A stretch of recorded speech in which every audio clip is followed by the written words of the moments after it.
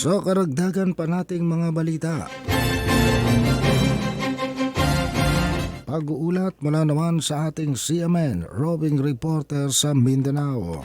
CMN Live Nationwide. Willie Boy Ramos, magandang araw sa iyo. Magandang araw din Ariel, magandang araw Pilipinas, may adlaw Mindanao.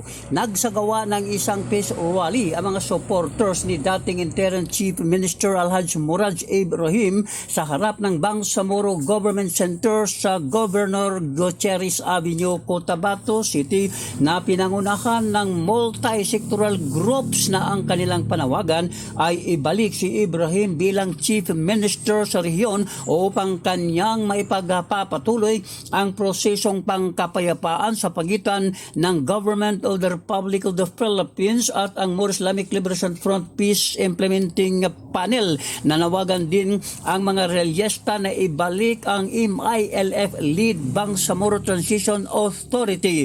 Nanawagan din ang mga ito sa national government para sa full implementation 2014 More Islamic Liberation Front Comprehensive Agreement of the Bangsamoro Peace Compact. Dinaluhan ng naturang rally sa mahigit 500,000 katao. Unang nagsagawa naman ng peace rally ang mga supporters ni Interim Chief Minister Abdul Rauf Makakwa na pinangunahan naman ng Recover Barm Now movement na sumusuporta sa liderato ni Makakwa. While Ramos, CMN roving reporter ng Mindanao Radio, Kalikasan Igog City Base, nagulat ng live para sa CMN Pilipinas.